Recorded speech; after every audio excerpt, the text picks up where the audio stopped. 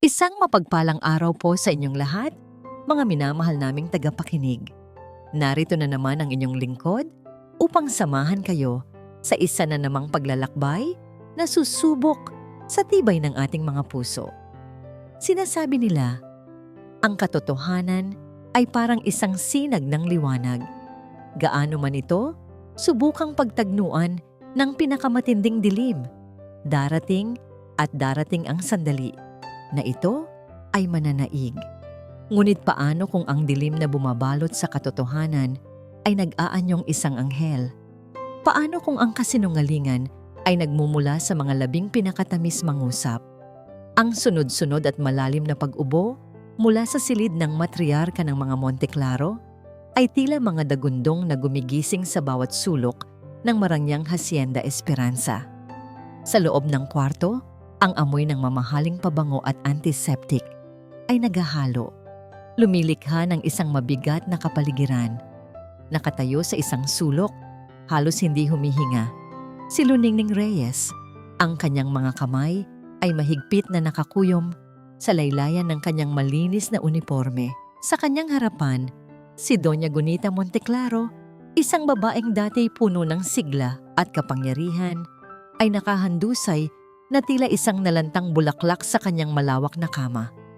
Ang bawat pag-ubo ay yumanig sa kanyang payat na katawan at ang kanyang paghinga ay mababaw at hirap. 18 espesyalista, ang pinakamagagaling sa buong bansa, ang nakapalibot sa kanya, isang dagat ng mga puting Amerikana at nag-aalalang mga mukha. Ngunit lahat sila'y walang magawa, kundi ang magbuntong hininga at magbulungan. Ang kanilang mga salita ay nawawalan ng saysay sa harap ng misteryosong karamdaman ni Donya. Hindi tumatalab ang gamot. Narinig ni Ning na bulong ng isang doktor sa kanyang kasama. Para tayong nagbubuhos ng tubig sa isang sisidlang butas. Naramdaman ni Ning ang paninikip ng kanyang dibdib. Isang buwan na siyang nagtatrabaho sa hasyenda. Ngunit sa maikling panahong iyon, nakita niya ang kabutihan ng matandang ginang. Si Doña Gunita ang nag-iisang tao sa mansyon na tumatawag sa kanya sa kanyang buong pangalan, Luningning, na may ngiti sa mga labi. Biglang bumukas ang pinto. Pumasok si Sidora Alcaraz, ang napakagandang nobya ng nag-iisang anak ng Donya na si Bantugan. Sa kanyang paglakad, tila humahawi ang mabigat na hangin. Ang kanyang nangiti ay kasing perpekto ng kanyang mukha at ang kanyang mga mata ay puno ng tila taos-pusong pag-aalala. Sa kanyang kamay, dala niya ang isang maliit na tray na may isang tasang porselana. Mahal, narito na ang gamot ni Mami. Malamyos niyang sabi kay Bantugan na agad na lumapit at niyakap siya. Ang pag-aalala sa mukha ni Bantugan ay bahagyang napawi sa pagdating ni Sidora. Salamat Isidora. Hindi ko alam ang gagawin ko kung wala ka. Halos pabulong na sabi ni Bantugan. Ngumiti si Isidora at dahan-dahang lumapit sa kama. Ako na po ang magpapainom kay Mami. Sabi niya sa nurse na agad namang tumango at umatras. Palaging ganito. Pagdating sa gamot ni Doña Gunita, si Isidora lamang ang tanging may karapatang humawak nito. Siya mismo ang naghahanda at siya mismo ang nagpapainom. Isang kilos na sa mata ng lahat ay tanda ng kanyang walang kapantay na pagmamahal at dedikasyon. Pinanood ni Ning habang maingat na inalalayan ni Sidora ang ulo ni Doña Gunita. Ang kanyang mga kilos ay puno ng grasya at pag-iingat. Ngunit sa ilalim ng perpektong imaheng iyon, may isang bagay na bumabagabag kay Ning. Isang bagay na hindi niya matukoy. Matapos mainom ang gamot, iniwan ni Sidora ang tasa sa bedside table at muling hinalikan sa noo ang matanda bago lumabas kasama si Bantugan. Ang mga doktor ay nagsimula na ring magpaalam, isa-isa, hanggang sa ang nurse na lamang at si Ning ang naiwan. Pakiligpit na lang ng pinag-inuman, Ning, sabi ng nurse bago pumasok sa banyo. Tumango si Ning at lumapit sa kama. Kinuha niya ang tray. Habang hawak niya ang tasang porselana, napansin niya ang isang bagay sa ilalim nito. Hindi ito dumi. Hindi rin ito asukal. Ito ay isang maliit na latak, isang pinong-pinong pulbos na kulay puti na hindi tuluyang natunaw. Kumunot ang kanyang noo. Dahan-dahan niyang isinawsaw ang dulo ng kanyang daliri. Bahagya itong magaspang sa pakiramdam. Imposibleng may matira. Ang gamot ni Doña Gunita ay likido at dapat ay walang anumang latak na naiiwan. Ito ang unang pagkakataon na napansin niya ito dahil palaging si Sidora ang agad na kumukuha at naghuhugas ng tasa. Ngunit ngayon, sa pagmamadali, naiwan niya ito. Dala ang tray, lumabas si Ning ng silid. Ang kanyang isip ay gulong-gulo. Habang naglalakad siya sa pasilyo, narinig niya ang boses ni Bantugan at ng isa sa mga pinakamatandang doktor mula sa bahagyang nakabukas na pinto ng library. Dahil sa pag-aalala, hindi niya napigilang huminto at makinig. Ginoong Bantugan, kailangan kong maging prangkas sa inyo, sabi ng doktor. Ang kanyang boses ay seryoso at puno ng pag-aalala. Nasuri na namin ang lahat ng posibleng anggulo. Ngunit ang mga sintomas ng inyong ina, hindi ito natural. Natahimik si Bantugan, nagpatuloy ang doktor. Para bang may isang bagay na patuloy na humahadlang sa bisa ng mga gamot na ibinibigay namin, na tila may sumasabotahe sa aming mga ginagawa. Sa kanyang kinatatayuan, natigilan si Luningning. Ang mga salita ng doktor ay tumama sa kanya na parang kidlat. Bigla, ang maliit na puting pulbos sa ilalim ng tasa ay hindi na lamang isang simpleng bagay na nakakapagtaka. Ito ay naging isang nakakakilabot na simbolo ng isang malagim na posibilidad. Ang kanyang puso ay nagsimulang kumabog ng malakas sa kanyang dibdib. Isang tambol na nagbababala ng panganib na nagkukubli sa ilalim ng perpektong ngiti at mapagkalingang mga kamay ni Sidora Alcaraz. Ang mga salita ng doktor ay umalingaw-ngaw sa isipan ni Luningning na parang sirang plaka. Hindi ito natural. Para bang may sumasabotahe. Kinabukasan, ang bawat kilos sa loob ng Hacienda Esperanza ay tila may dalang bagong kahulugan para kay Ning. Ang dating karaniwang mga gawain ay naging isang maselang pagmamasid. Ang kanyang mga mata ay hindi na lamang tumitingin. Ang mga ito'y naghahanap, nagsusuri. At ang sentro ng kanyang pagmamasid ay walang iba, kundi si Sidora Alcaraz. Napansin ni Ning ang isang bagay na dati hindi niya pinapansin. Palaging may bitbit si Sidora na isang maliit at eleganteng leather purse. Hindi ito iniiwan saan-saan. Kung nasa sala siya, nasa tabi niya ito. Kung nasa hardin, nakapatong ito sa mesang katabi niya. At kapag oras na ng gamot ni Doña Gunita, dinadala niya ito sa kusina, kung saan siya mismo ang nagtitimpla. Ang pitaka na yon ay tila karugtong ng kanyang katawan, isang maliit na kuta na naglalaman ng mga sekretong hindi dapat malaman ng iba. Ang pagdududa sa dibdib ni Ning ay unti-unting lumalaki, na parang isang halamang lason na nagsisimulang kumalat ang mga ugat. Kailangan niyang makita kung ano ang nasa loob ng pitakang yon. Kailangan niya ng pruweba, gaano man kaliit. Isang hapon, habang nag-aayos si Sidora ng mga bulaklak sa isang florera sa sala, nakita ni Ning ang kanyang pagkakataon. Nakapatong ang misteryosong pitaka sa mesang kape, ilang pulgada lang mula sa kinauupuan nito. Nagkunwari si Ning na nagpupunas ng mga kasangkapan malapit doon. Dala ang isang baso ng tubig, sinadya niyang dumaan sa likuran ni Sidora. Sa isang kalkulado, ngunit nagkukunwaring pagkadulas, bahagya niyang itinagilid ang baso. Ay! Sigaw niya habang ang tubig ay tumatapon sa sahig, malapit sa paanan ni Sidora. Nako, ano ba yan, Ning? Mag-ingat ka naman. Saway ni Sidora. Ngunit ang kanyang boses ay mas naglalaman ng pagkainis kaysa galit. Pasensya na po, Ma'am Sidora. Pasensya na po. Agad na kumuha ng basahan si Ning at lumuhod upang punasan ang sahig. Ito na ang pagkakataon niya. Habang nakayuko, sinamantala niya ang ilang segundong pagkalingat ni Sidora upang silipin ang nakabukas na pitaka. Ngunit sa isang kisap mata, bago pa man niya maaninag ng malinaw ang laman, ang kamay ni Sidora ay mabilis na isinara ito. Isang malakas na click ang narinig niya. "Ako na dyan," sabi ni Sidora. Ang kanyang tono ay biglang naging malamig. "Bumalik ka na sa kusina." Tumayo si Ning. Ang kanyang puso ay dumadagundong. Wala siyang nakita, ngunit ang bilis ng reaksyon ni Sidora ay sapat ng kumpirmasyon na mayroon itong itinatago. Kinagabihan, sa kusina, nag-iisa si Ning na naghuhugas ng mga pinagkainan nang biglang pumasok si Sidora. Nakasuot ito ng isang sedang roba. Ang kanyang buhok ay nakapusod ng perpekto. Ang kanyang presensya ay agad na nagpabigat sa hangin. "Ning," simula niya. Ang kanyang boses ay kasing tamis ng pulot, ngunit ang kanyang mga mata ay walang kabuhay-buhay. "Alam kong nag-aalala ka lang para kay Doña Gunita. Hinahangaan ko ang iyong dedikasyon." "Trabaho ko po, ma'am."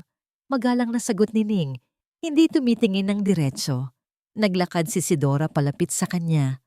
Ang bango ng mamahalin niyang pabango ay sumasalubong sa ilong ni Ning. "Tama, trabaho mo. At sa tingin ko, mas magiging maayos ang lahat kung mananatili ka sa kung ano lang ang trabaho mo. Paglilinis, pagluluto, pagsisilbi." Huminto siya at naramdaman ni Ning ang kanyang titig na tila isang patalim sa kanyang likuran. "Hayaan mo na ang pag-aalaga kay Mommy sa mga taong may alam, sa aming mga pamilya niya. Naiintindihan mo ba? Ang bawat salita ay isang babala na nakabalot sa sutla." Hindi nagtaas ng boses si Sidora, ngunit ang mensahe ay malinaw na malinaw. "Huwag kang makialam." "Opo, ma'am," halos pabulong na sagot ni Ning. Nang gabing iyon, hindi mapakali si Ning sa kanyang maliit na silid. Ang takot at pagdududa ay naglalaban sa kanyang isipan. Kinuha niya ang kanyang mumurahing cellphone, nanginginig ang mga daliri, nag-type siya sa search bar, "Lason sa gamot sa puso sintomas." Isa-isang lumabas ang mga resulta. Ang mga salitang nabasa niya ay tila mga sampal sa kanyang muka.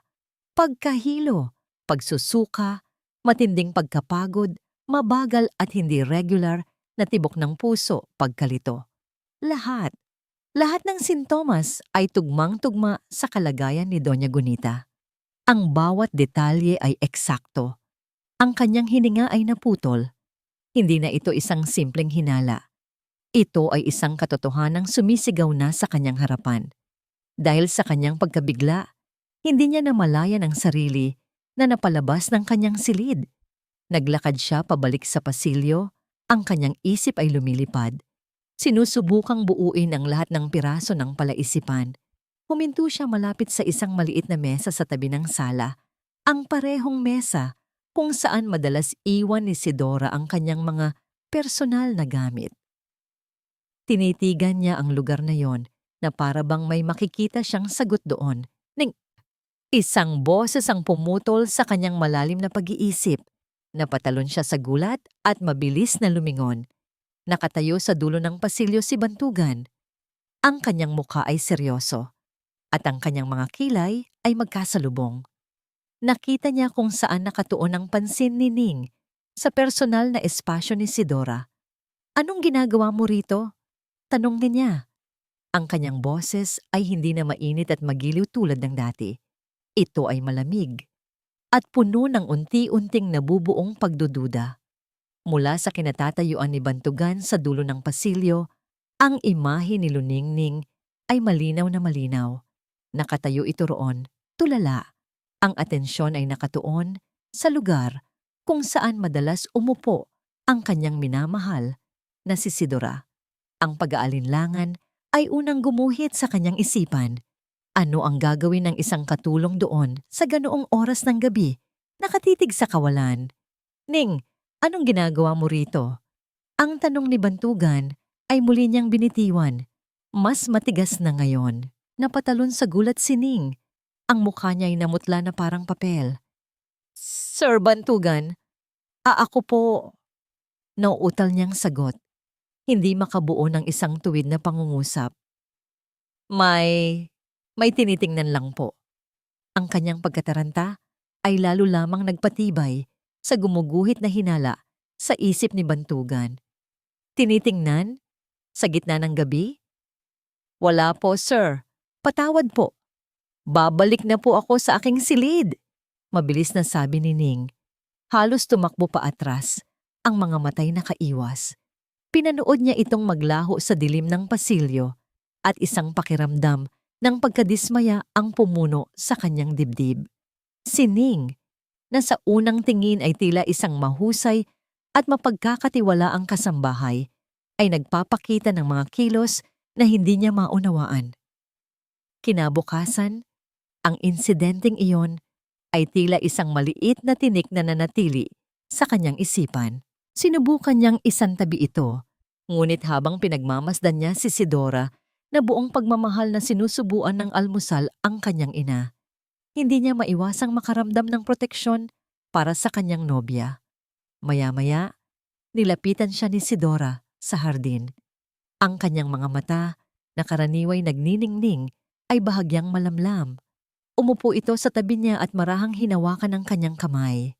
Mahal, mahina niyang simula. May bumabagabag ba sa'yo? Umiling si Bantugan. Wala. Pagod lang siguro sa lahat ng nangyayari.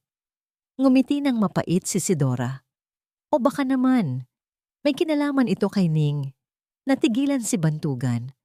Anong ibig mong sabihin? Bumuntong hininga si Sidora. Ang kanyang mga balikat ay bahagyang bumagsak na tila pasan niya ang buong mundo.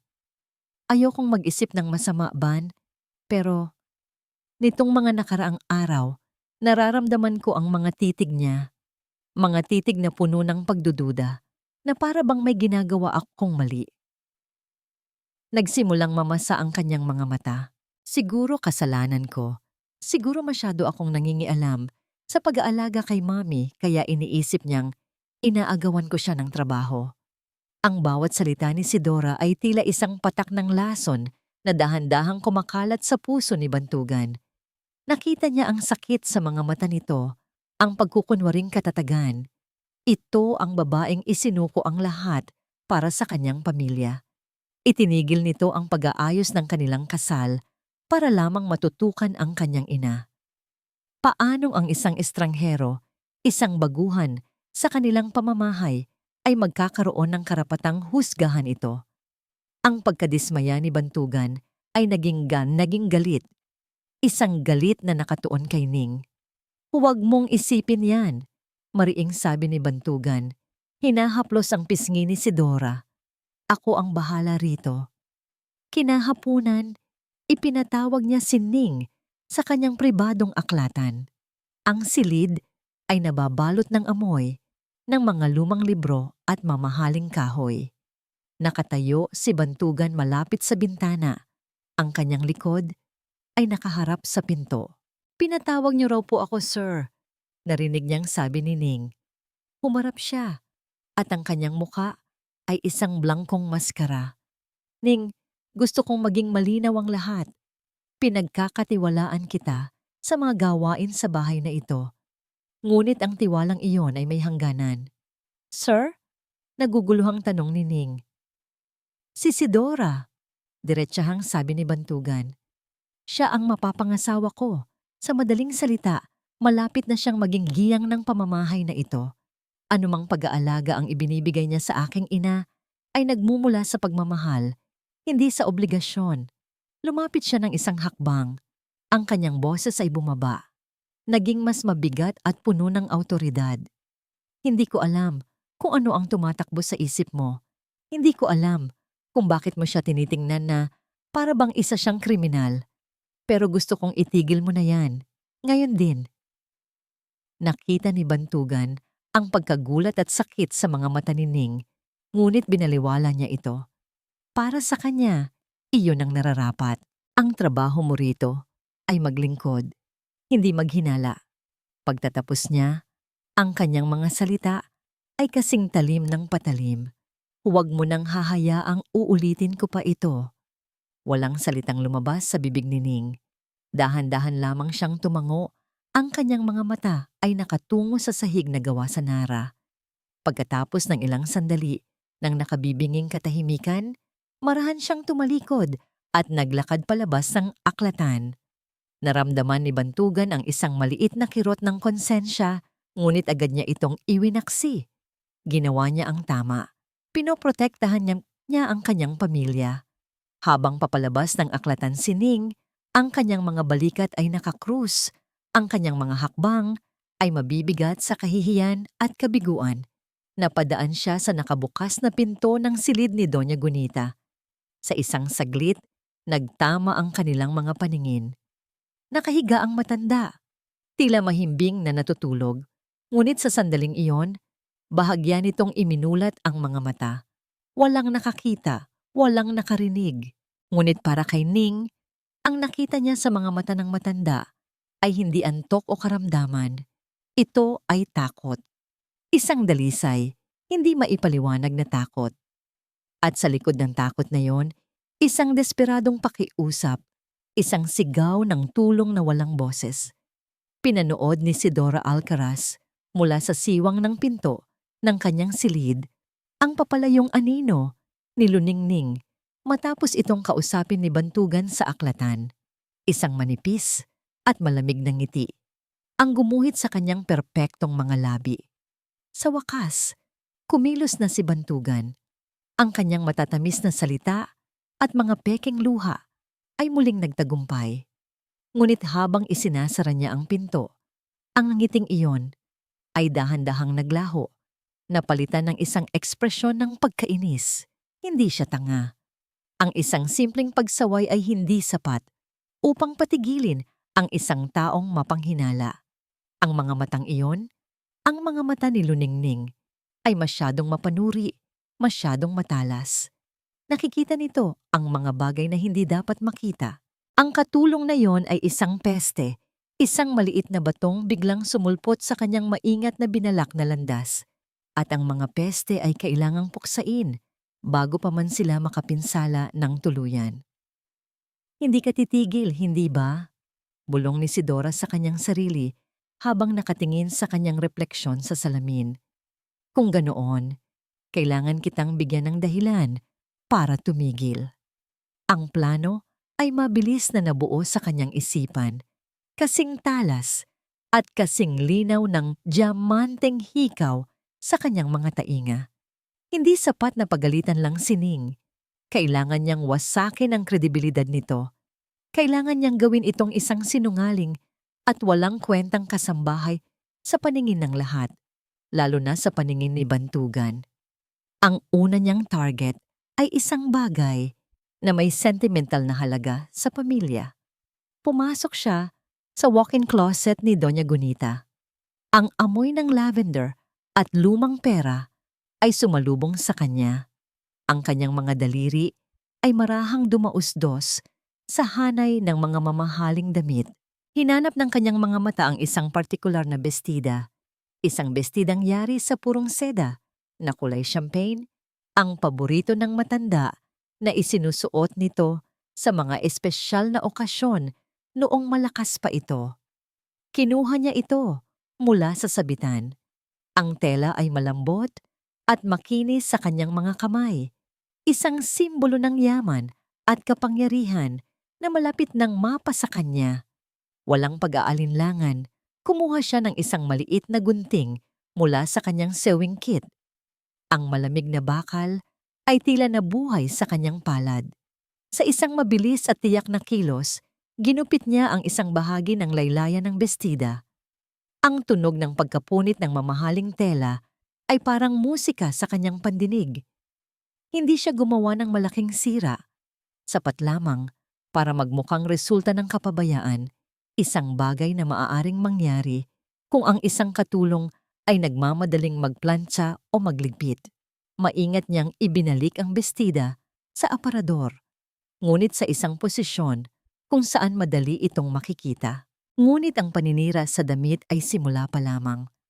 Kailangan niya ng isang bagay na mas mabigat. Isang bagay na direktang magdudugtong kay Ning sa kapabayaan sa kalusugan ni Doña Gunita. Naghintay siya hanggang sa oras ng hapunan. Alam niyang abala ang lahat ng kasambahay sa ibaba, kabilang na si Ning. Ito ang kanyang perpektong pagkakataon. Dala ang kanyang maliit na pitaka. Tahimik siyang naglakad patungo sa pasilyo ng mga katulong, isang lugar na bihira niyang puntahan.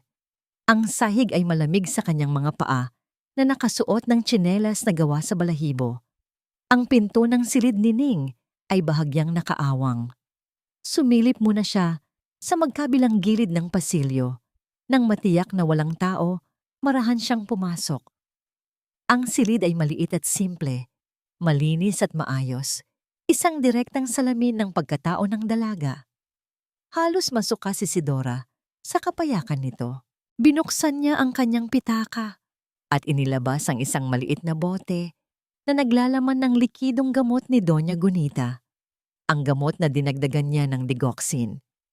Hindi niya kailangan ng marami. Isang patak lamang ay sapat na. Nilapitan niya ang maliit na aparador. Binuksan niya ito at nakita ang mga damit ni Ning na maayos na nakatupi. Sa ibabaw ng lahat ay isang puting panyo na may burda ng maliliit na bulaklak sa gilid. Perpekto, kinuha niya ito. Sa nanginginig ngunit determinadong mga kamay, binuksan niya ang bote. Maingat niyang ipinatak ang isang maliit na giya ng likido sa gitna ng panyo. Ang basang marka ay agad na kumalat sa puting tela, isang maliit na bilog ng kanyang kasamaan. Maingat niyang ibinalik ang panyo sa eksaktong kinalalagyan nito at isinara ang aparador. Walang bakas, walang ebidensya, maliban sa ebidensyang siya mismo ang nagtanim. Bumalik siya sa kanyang silid na tila walang nangyari. Nagpalit siya ng damit at bumaba para sa hapunan. Ang kanyang ngiti ay kasing init at kasing ganda gaya ng dati. Matapos ang hapunan, habang nagkakape sila ni Bantugan sa sala, inilabas niya ang kanyang pinakamahusay na pag-arte. Tumingin siya sa binata. Ang kanyang mukha ay puno ng maingat na pag-aalala. "Mahal!" Malamig niyang sabi, hinahawakan ang braso nito. Pasensya na kung muli kong bubuksan ang usapan tungkol kay Ning, pero may kakaiba akong nararamdaman. "Ano iyon?" tanong ni Bantugan. Ang kanyang atensyon ay agad na napunta sa kanya. Hindi ko alam kung paano sasabihin, pero ngayong hapon, habang inaayos ko ang closet ni Mommy, napansin kong nasira ang paborito niyang bestida. Nakita niya ang pagbabago sa ekspresyon ni Bantugan. At kanina, habang naghahanda ako ng gamot, may naamoy akong gamot mula sa direksyon ng silid ng mga katulong. Alam ko, maaaring imahinasyon ko lang. Huminga siya ng malalim. Tinititigan si Bantugan na may mga matang puno ng takot. Sa tingin ko kailangan nating tingnan ang silid ni Ning. May masama akong kutob. Ang mga paratang ni Sidora na sinabi sa paraang puno ng pag-aalala at pagkukunwaring pag-aatubili ay tumusok sa puso ni Luningning na parang mga bubog. Nakatayo siya sa harap ni Bantugan at Sidora sa labas lamang ng kanyang maliit na silid. Ang pakiramdam ng kahihiyan ay pumupulupot sa kanya na parang isang ahas. "Hindi ko po magagawa iyon, sir," giit ni Ning. Ang kanyang boses ay nanginginig sa pagitan ng takot at pagtatanggol sa sarili. "Ang bestida po ni Donya, hindi ko po yun sinira." Ngunit ang kanyang mga salita ay tila hangin lamang na dumadaan. Ang mukha ni Bantugan ay isang maskara ng matinding pagkadismaya. Si Sidora naman ay nakatayo sa likuran nito. Ang kanyang mga kamay ay nasa bibig na tila siya'y nasisindak sa buong pangyayari. Sa utos ni Bantugan, binuksan ng isa pang kasambahay ang aparador ni Ning. At doon, sa ibabaw ng kanyang mga damit, naroon ang puting panyo na may malinaw na basang marka sa gitna na may amoy ng gamot. Ang tanawin ay isang perpektong bitag. Walang salita, walang paliwanag ang makakatakas dito. Ang lahat ng ebidensya ay itinuturo siya bilang isang pabaya at posibleng isang magnanakaw. Ang sermon ni Bantugan ay maikli ngunit matalas. Hindi siya sinigawan. Mas malala pa roon, kinausap siya nito sa isang malamig at walang emosyong paraan na para bang isa siyang bagay na nakakadiri. Pagkatapos ng insidenteng iyon, alam ni Ning na wala na siyang puwang para sa simpleng pagdududa. Hindi na ito isang laro ng pagmamasid. Ito ay naging isang laban para sa kanyang dignidad at higit sa lahat para sa katotohanan. Ang pag-uusig sa kanya ay hindi lamang isang simpleng ganti. Ito ay isang malinaw na mensahe mula kay Sidora. Tumigil ka o dudurugin kita. Ngunit sa halip na matakot at umurong, isang kakaibang determinasyon ang umusbong sa puso ni Ning. Hindi na siya maaaring manahimik. Ang buhay ni Doña Gunita ang nakataya. Ang pag-uusap nila ni Bantugan sa aklatan, ang mga matang puno ng takot ng matanda, ang bestidang sinira, at ang itinanim na ebidensya. Lahat ng ito ay nagpatibay sa kanyang loob. Kailangan niyang humanap ng isang bagay na hindi maitatanggi. Isang bagay na hindi kayang baluktutin ng mga pekeng luha at matatamis na salita ni Sidora. Naalala niya ang isang pangyayari ilang araw na ang nakalipas, gabi noon, at napadaan siya sa bintana ng kusina na nakatanaw sa likod bahay. Nakita niya si Sidora na naglalakad patungo sa pinakadulong bahagi ng hardin, malapit sa pader kung saan nakalagay ang mga basurahan na para sa mga special waste, mga gamit mula sa klinika ng hasyenda. May itinapon ito roon, isang maliit na bagay, bago mabilis na bumalik sa loob ng mansyon. Noong panahong iyon, hindi niya ito pinansin. Ngunit ngayon, ang alaala ay bumalik na may kasamang bigat at kahalagahan. Naghintay si Ning hanggang sa hating gabi kung kailan ang buong hasyenda ay nababalot na sa katahimikan. Ang tanging maririnig ay ang huni ng mga kuliglig at ang paminsan-minsang pagtahol ng aso sa malayo. Isang mahinang ambon ang nagsimulang bumagsak na nagdulot ng lamig sa hangin. Dala ang isang maliit na flashlight, tahimik siyang lumabas mula sa pinto sa likod ng kusina. Ang kanyang mga paa ay halos walang ingay na tumatapak sa basang damo. Ang kanyang puso ay kumakabog ng malakas sa kanyang dibdib, isang halo ng takot at determinasyon. Bawat anino ay tila isang bantay. Bawat ugoy ng mga dahon ay tila isang babala. Nakarating siya sa dulo ng hardin. Ang amoy ng nabubulok na dahon at mamasa-masang lupa ay sumalubong sa kanya.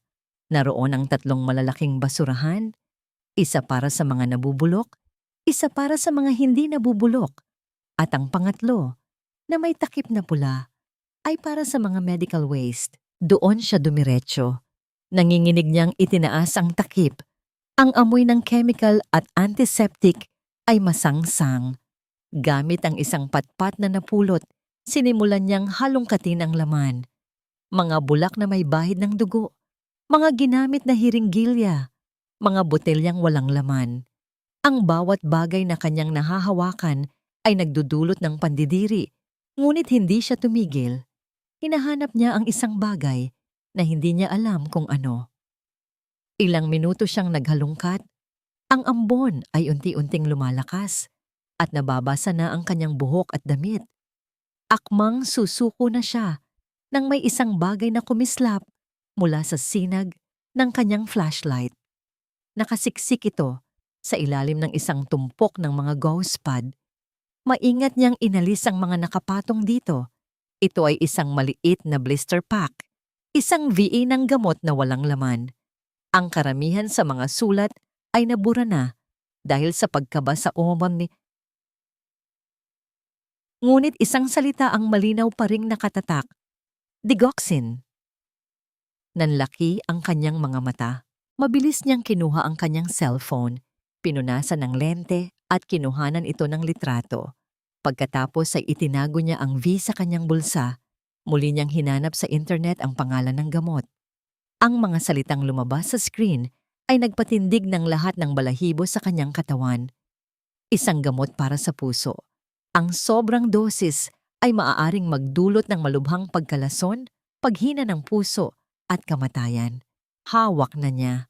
Hawak na niya ang ebidensya. Sa sobrang tuwa at kaba, hindi niya namalayan ang papalapit na mga yabag sa kanyang likuran. Anong ginagawa mo rito sa ganitong oras? Isang boses, pamilyar at puno ng awtoridad, ang bumasag sa katahimikan ng gabi. Napatayo si Ning na parang isang nahuling magnanakaw. Ang kanyang puso ay tila hihinto sa pagtibok. Dahan-dahan siyang lumingon.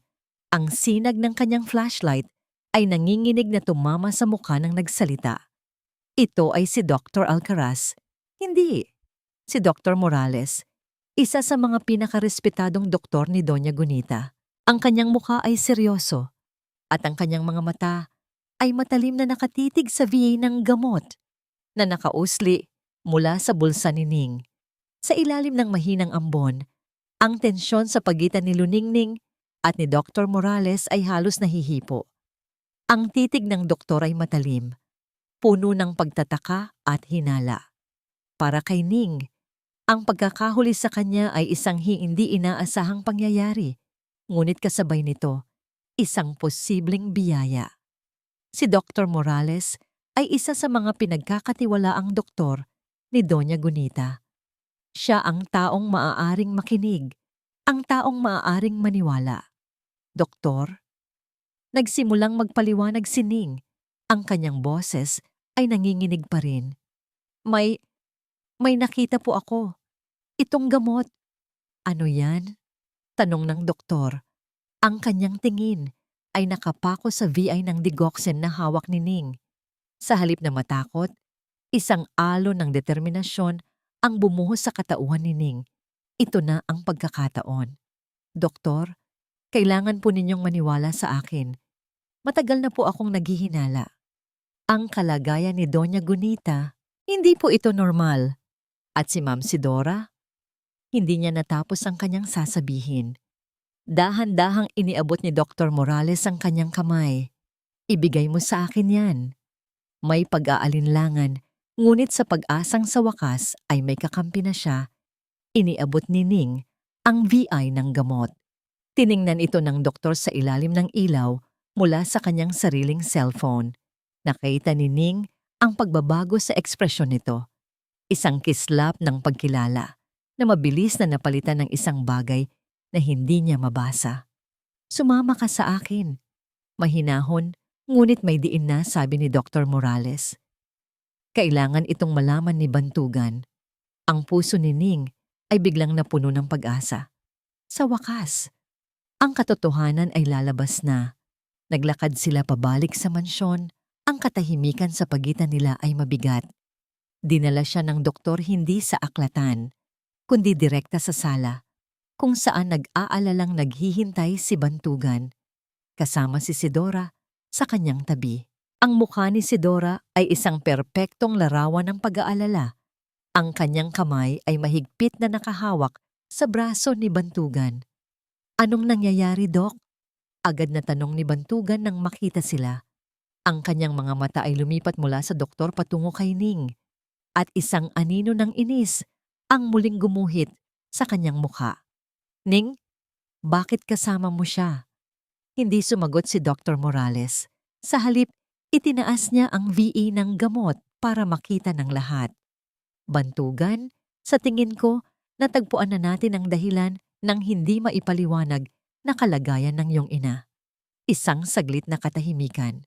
Tumingin si Bantugan sa VE, pagkatapos ay kay Ning.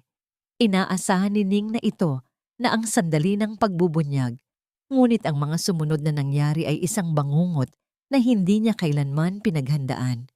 Biglang humikbi si Sidora, isang mahina, halos hindi marinig na hikbi na agad na sinundan ng malalakas na pag-iyak. Diyos ko, totoo nga, sabi niya sa pagitan ng kanyang mga luha. Niyakap siya ni Bantugan. Shh, mahal, anong ibig mong sabihin? Tumingin si Sidora kay Ning. Ang kanyang mga mata ay puno ng takot at akusasyon. Beban. Nakita ko siya. Nakita ko siyang may itinatapon kanina sa basurahan. Akala ko, wala lang yon. Pero, pero yan. Yan ang gamot na nawawala sa aking personal na first aid kit. Natulala si Luningning. Ang kanyang bibig ay bahagyang nakabukas, ngunit walang salitang lumalabas. Ang kanyang utak ay sinusubukang iproseso ang kasinungalingang kanyang narinig. Ano? Bulong ni Bantugan. Ang kanyang tingin ay bumalik kay Ning. Ngayon ay puno na ng hindi kapani-paniwalang galit. Dito na nagsalita si Dr. Morales. Ang kanyang boses ay kalmado at puno ng propesyonal na awtoridad na lalong nagpabigat sa bawat salitang kanyang binitawan. Ang digoxin ay isang mapanganib na gamot kung sobra ang dosis, Bantugan. At ito mismo ang substansyang aming pinaghihinalaan na nagpapalala sa kondisyon ng Donya. Ang mga sintomas niya ay classic signs of digoxin toxicity.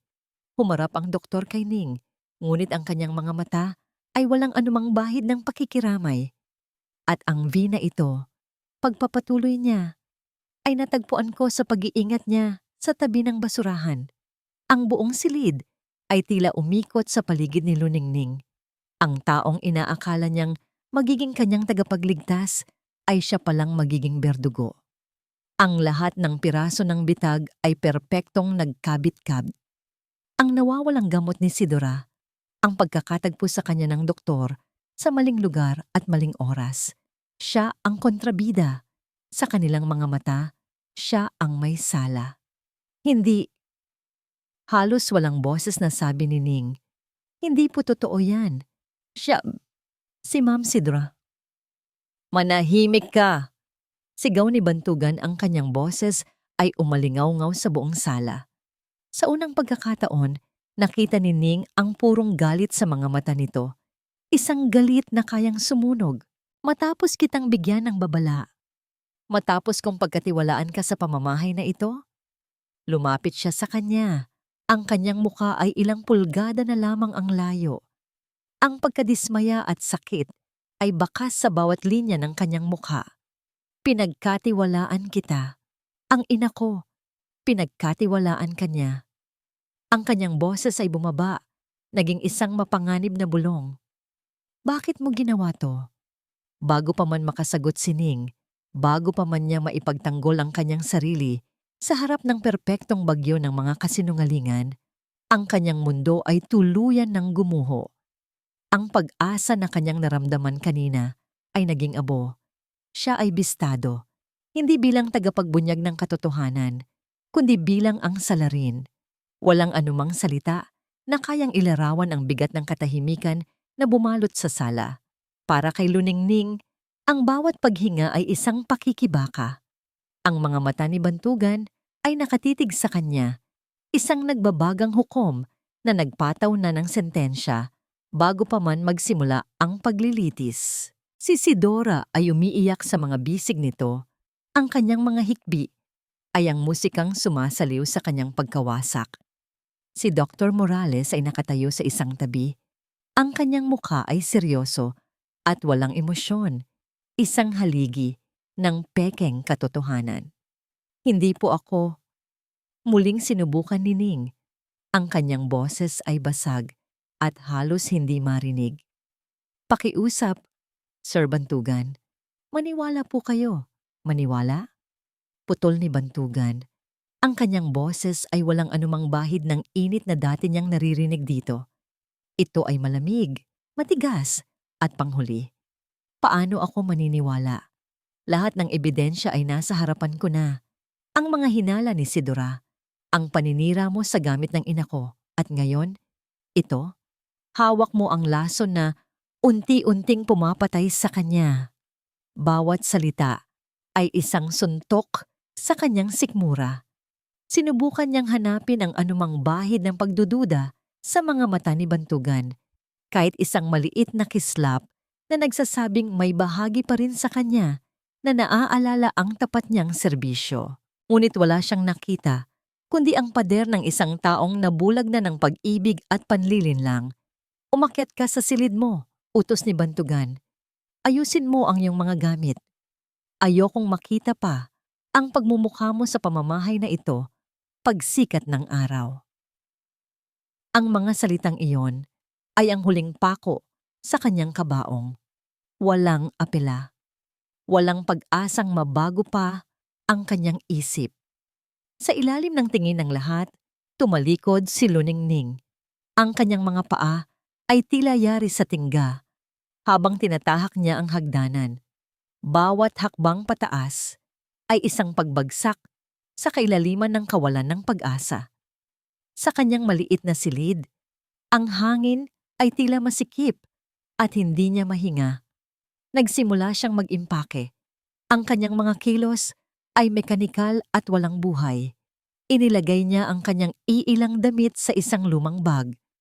Ang bawat bagay na kanyang nahahawakan, isang litrato ng kanyang pamilya, isang maliit na rosaryo, ay isang paalala ng mga pangarap na ngayon ay abo na. Dumating siya sa Hacienda Esperanza na puno ng pag-asa. Aalis siyang puno ng kahihiyan habang isinasara niya ang kanyang bag. Napadaan siya sa bintana na nakatanaw sa malawak na hardin. Naalala niya ang kanyang sarili kanina lamang. Naghahalungkat sa basurahan sa ilalim ng ambon, puno ng determinasyon.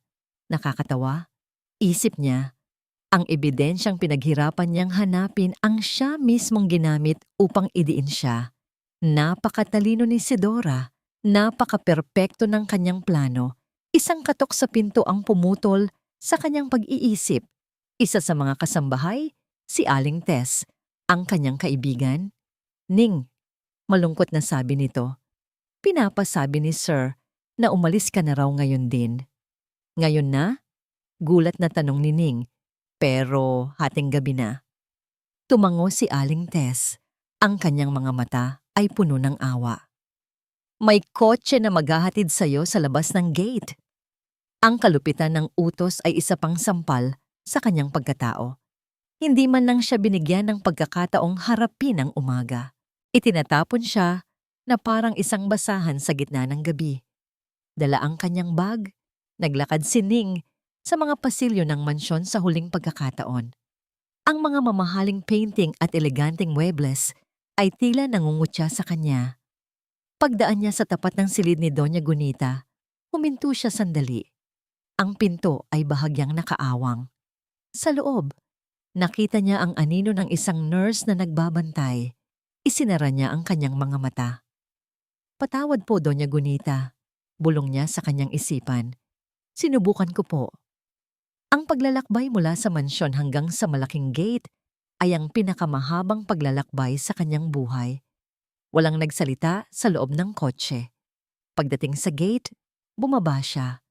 Inabot sa kanya ng guard ang kanyang huling sahod sa loob ng isang sobre. Walang paalam. Walang anumang salita. Nang ang malaking bakal na gate ng Hacienda Esperanza ay dahan-dahang nagsara sa kanyang likuran, naramdaman ni Luningning ang tunay na kahulugan ng pag-iisa. Ang mahinang ambon ay muling bumagsak. Nakatayo siya sa gilid ng madilim at tahimik na kalsada. Dala ang kanyang bag, walang tiyak na patutunguhan. Ang lahat ng kanyang ipinaglaban ay nawala. Ang kanyang pangalan ay dinungisan. Ang katotohanan ay ibinaon sa limot. Habang naglalakad siya patungo sa pinakamalapit na bus stop, nanginginig sa lamig at kabiguan, isang anino, ang mabilis na tumakbo palapit sa kanya mula sa kadiliman ng mga puno sa gilid ng kalsada. Napasigaw si Ning sa takot, ngunit agad niyang nakilala ang figura. Ito si Mang Carding, ang pinakamatandang hardinero ng hasyenda.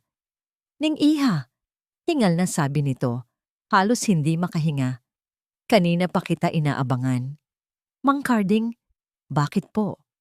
Walang imik na iniabot ng matanda ang isang bagay sa kanya. Isang luma at maliit na music box na gawa sa kahoy. Pinabibigay ni Donya. Pabulong na sabi ni Mang Carding, tumitingin-tingin sa paligid na tila may takot. Bago pa siya tuluyang humina, ibinilin niya ito sa akin.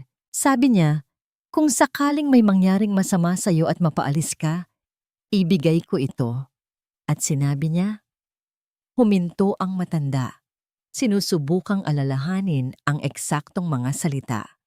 Sabi niya, pakinggan mong mabuti ang himig.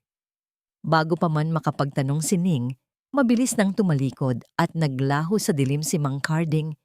Iniwan siyang nakatayo roon. Hawak ang malamig na kahon na gawa sa kahoy. Isang misteryosong pamana mula sa babaeng sinubukan niyang iligtas. Ang bigat ng music box sa mga kamay ni Luningning ay tila mas mabigat pa kaysa sa dala niyang bag. Nakatayo siya sa ilalim ng nag-iisang ilaw ng poste sa bus stop. Ang mahinang ambon ay dumadampi sa kanyang mukha na parang maliliit na karayom. Ang huling bilin ni Doña Gunita na inihatid ni Mang Carding ay isang misteryong bumalot sa kanyang isipan na puno na ng kaguluhan. Pakinggan mong mabuti ang himig. Sa wakas, isang boss ang huminto sa kanyang harapan. Ang mga ilaw nito ay sumisilaw sa madilim na kalsada. Sumakay siya. Pinili ang isang upuan sa pinakalikod, malayo sa iilang pasahero na mahimbing na natutulog. Habang umaandar ang bus palayo sa lugar na sumira sa kanyang pangalan, marahan niyang sinuri ang kahon na gawa sa kahoy. Ito ay luma na. Ang varnish ay may mga lamat na, ngunit halatang inalagaan. Sa takip nito ay may nakaukit na isang simpleng bulaklak ng sampagwita. Dahan-dahan niyang itinaas ang takip. Isang pamilyar. Malamyos na himig ang nagsimulang tumugtog. Isang lumang kundiman na madalas niyang marinig na hinihimig ni Doña Gunita noong mga unang araw niya sa hasyenda. Ito ang paboritong kanta ng matanda. Habang pinapakinggan niya ang malungkot na melodiya, isang patak ng luha ang pumatak mula sa kanyang mga mata at tumama sa umiikot na balerina sa gitna ng kahon. Ang himig ay paulit-ulit. Pinakinggan niya ito ng mabuti. Sinubukang unawain kung ano ang espesyal dito. Ngunit ito'y isang simpleng himig lamang. Ayan na ba yon? Akmang isasara na niya ang kahon dahil sa pagkadismaya nang may napansin siyang isang bagay na kakaiba. Ang sahig na tinutungtungan ng balerina ay bahagyang nakaangat sa isang gilid na tila hindi perpektong nakalapat. Gamit ang kanyang kuko, maingat niyang sinubukan itong iangat. Nagulat siya nang ito ay madaling natanggal. Ito ay isang pekeng sahig at sa ilalim nito, sa isang maliit na sikretong kompartimento, ay isang bagay na hindi niya inaasahan. Isang maliit na USB flash drive. Ang kanyang puso ay biglang tumibok ng mabilis. Ito ang tunay na mensahe. Ang himig ay hindi lamang isang himig. Ito ay isang pahiwatig, isang susi. Ang paghahanap ng computer shop sa ganoong oras ng gabi ay isang hamon. Matapos ang halos isang oras na paglalakbay sa bus, bumaba siya sa sentro ng bayan at sa wakas ay nakakita ng isang maliit na internet cafe na bukas pa.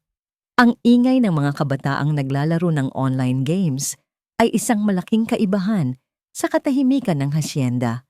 Ngunit para kay Ning, ang lugar na ito ay naging isang santuwaryo.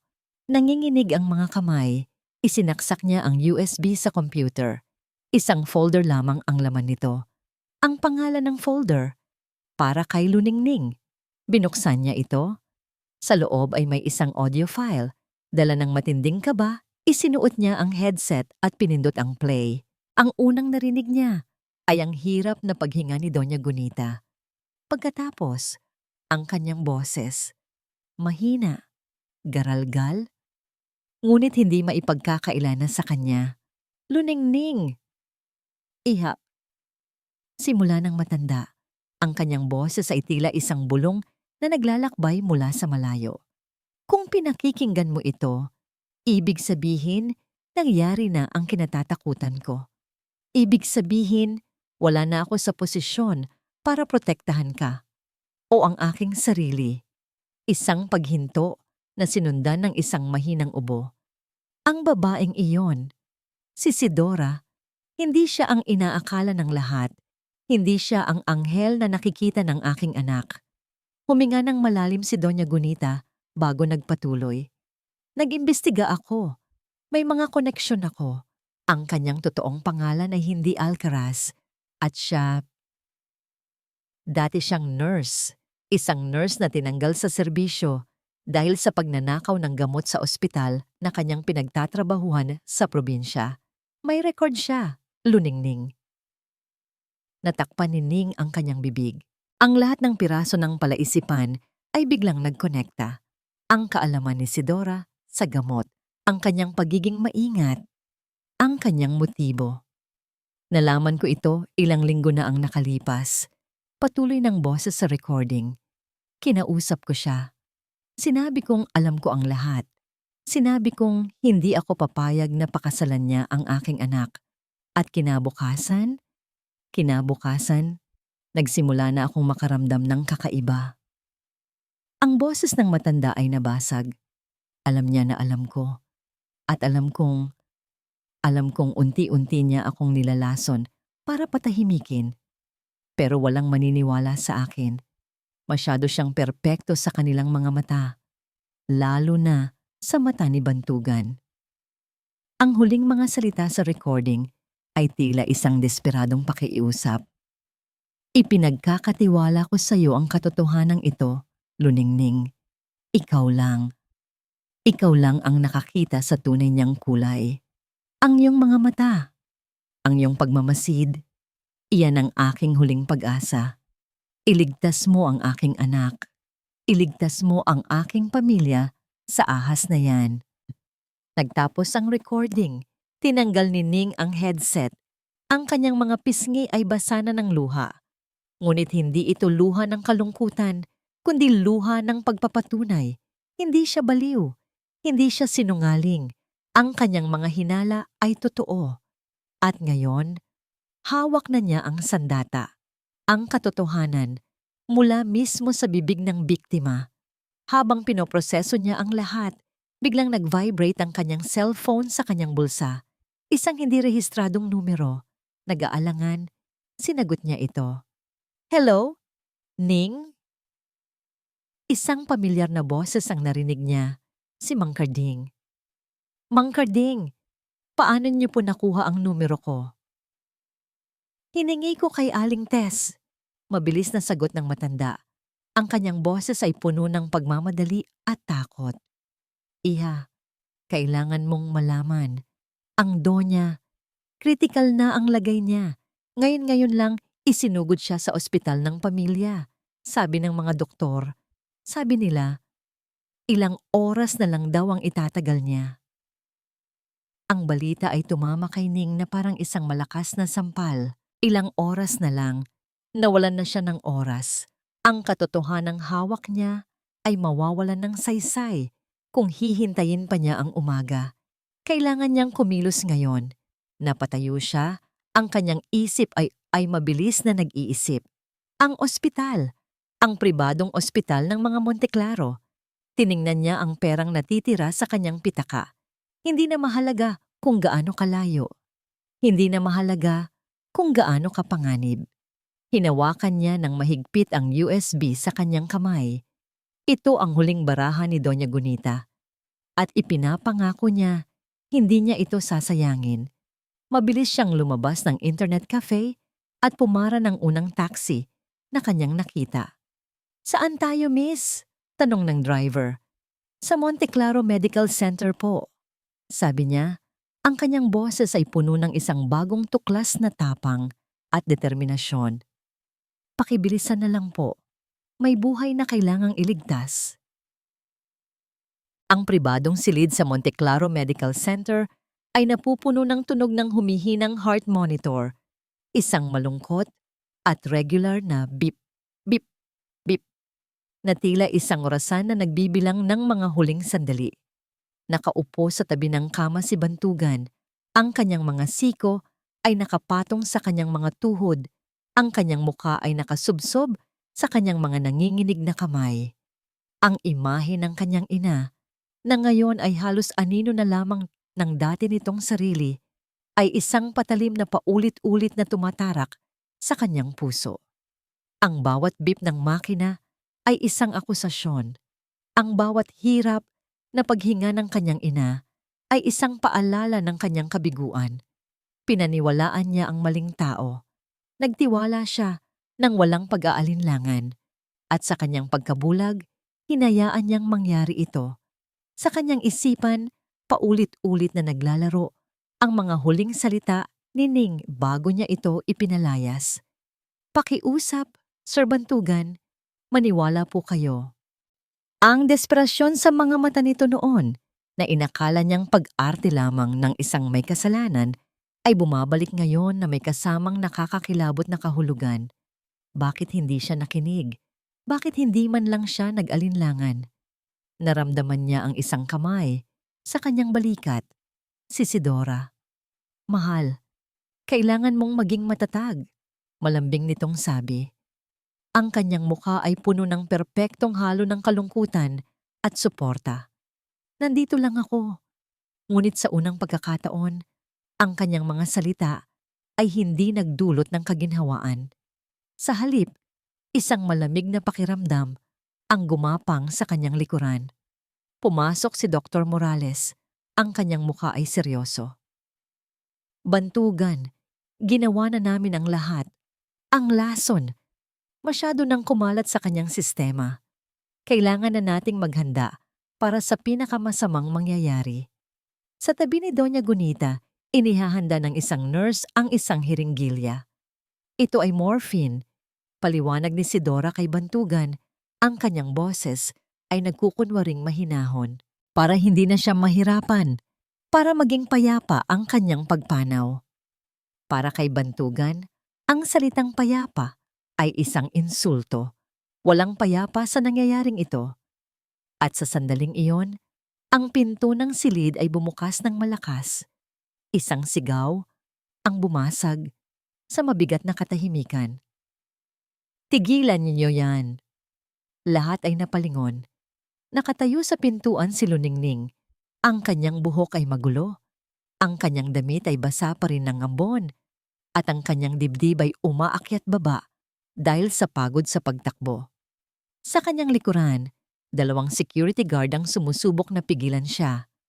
Paano ka nakapasok dito? Sigaw ni Bantugan. Ang kanyang pagkalito ay mabilis na napalitan ng galit.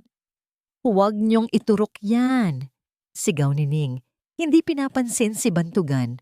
Ang kanyang mga mata ay nakatuon sa hiringgilya na hawak ng nurse. Sa kamay ni Sidora, nakita niya ang isang maliit na vial. Hindi yan morphine. Yan ang huling dosis para tuluyan na siyang patayin. Baliw ka na ba? Sabi ni Sidora. Ang kanyang boses ay tumaas sa unang pagkakataon. Mga guard, ilabas niyo ang babaeng yan. Ngunit hindi nagpatinag si Ning. Gamit ang lahat ng natitira niyang lakas, itinulak niya ang mga guard at tumakbo papasok ng silid.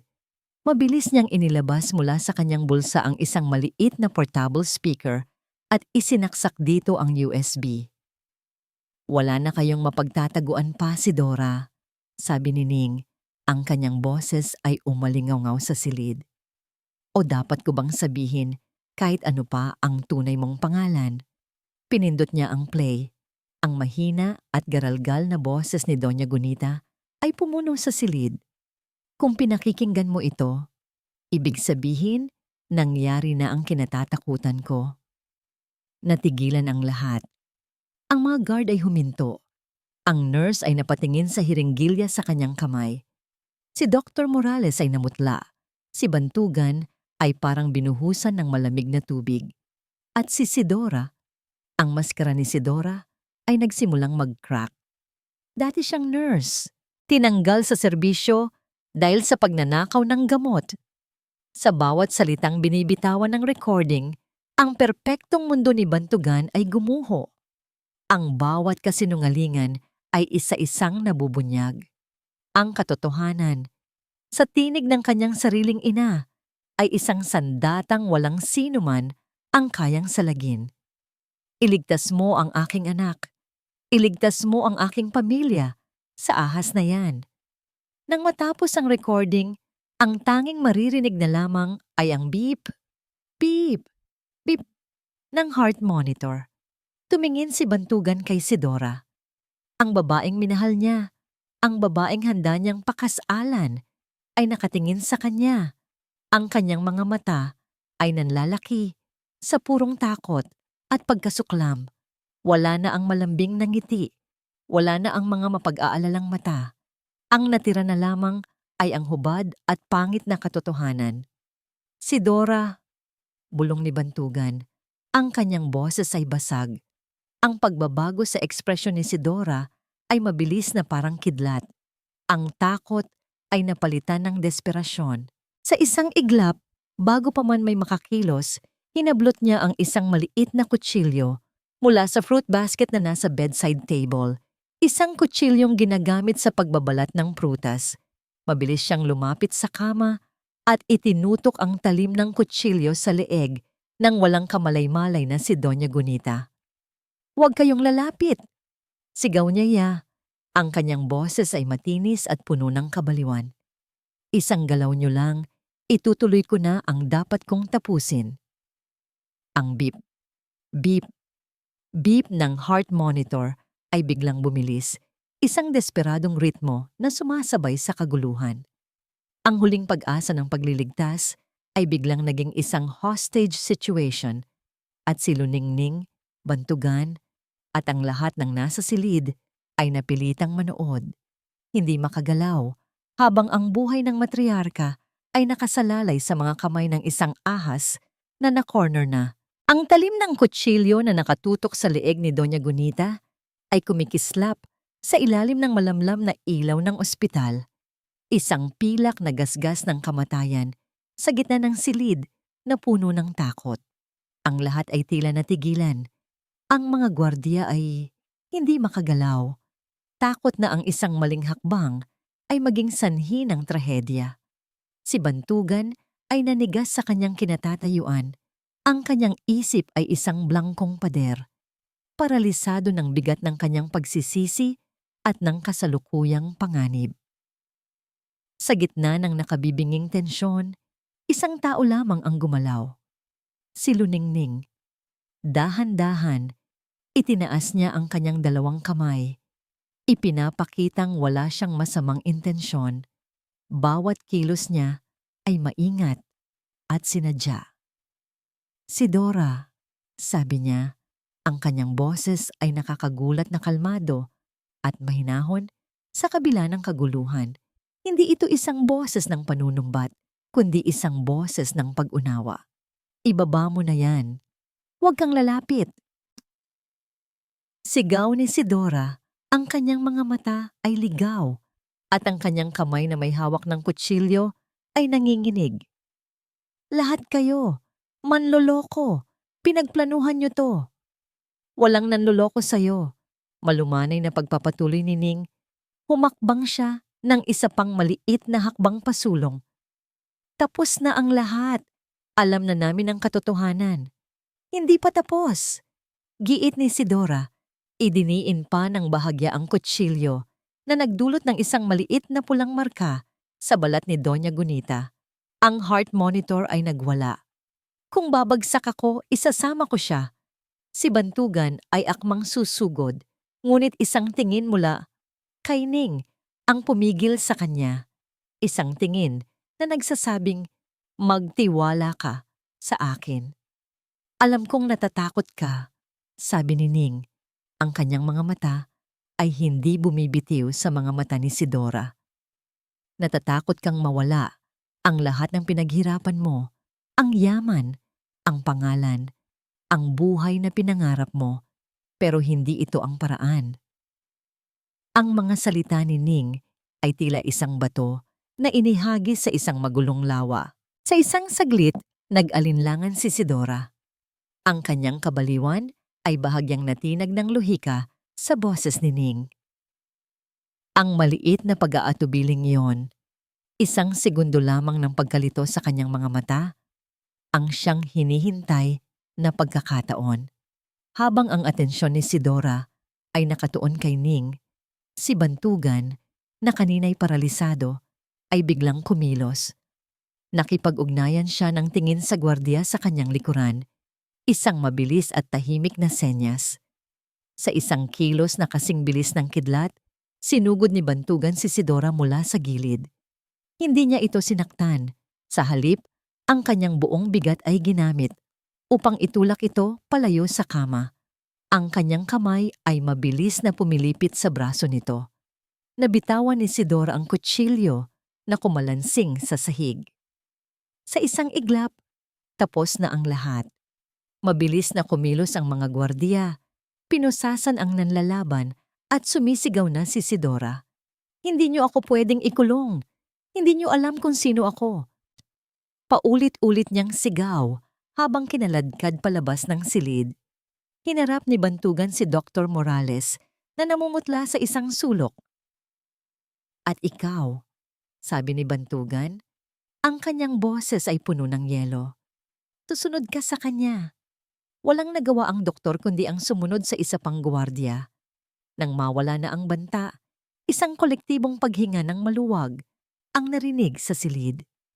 Ngunit ang krisis ay hindi pa tapos. Ang heart monitor ni Doña Gunita ay nagpapakita ng mapanganib na mga numero. Ang kanyang paghinga ay halos hindi na maramdaman.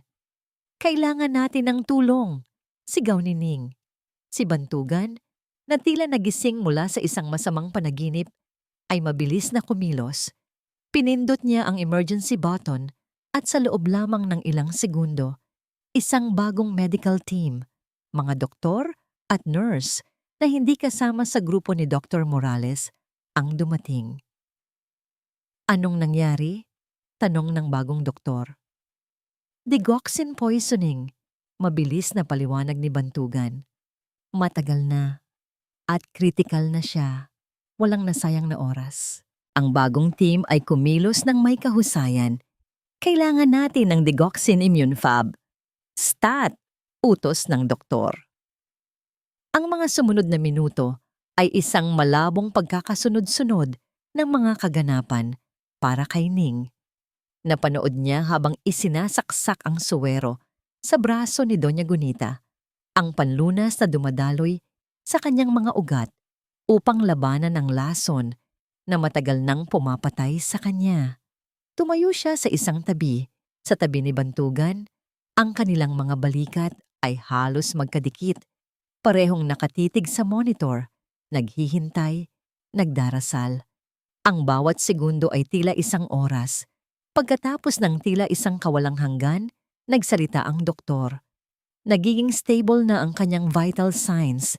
Ang tibok ng kanyang puso ay unti-unti nang bumabalik sa normal. Tumingin ito sa kanila.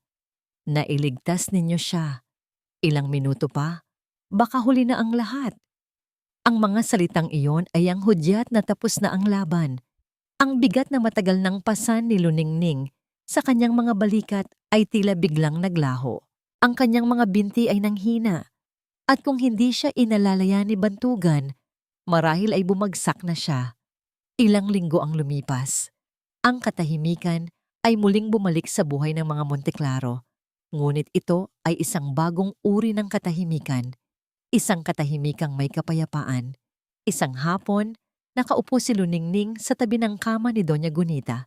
Ang matanda ay gising na, bagamat mahina pa. Ang kulay ay unti-unti nang bumabalik sa kanyang mga pisngi. Dahan-dahang iminulat ni Doña Gunita ang kanyang mga mata. Tumingin ito sa paligid, hanggang sa ang kanyang paningin ay tumuon kay Ning. Isang mahinang nangiti ang sumilay sa kanyang mga labi. Dahan-dahan niyang itinaas ang kanyang kamay.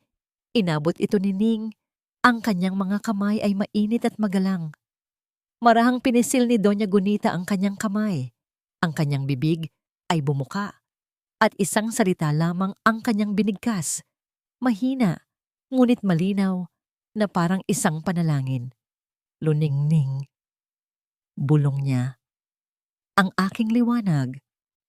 Eng balita tungkol sa tangkang pagpatay kay Doña Gunita Monteclaro at sa pagkakadakip kay Sidora Alcaraz ay kumalat na parang apoy sa alta sosyedad.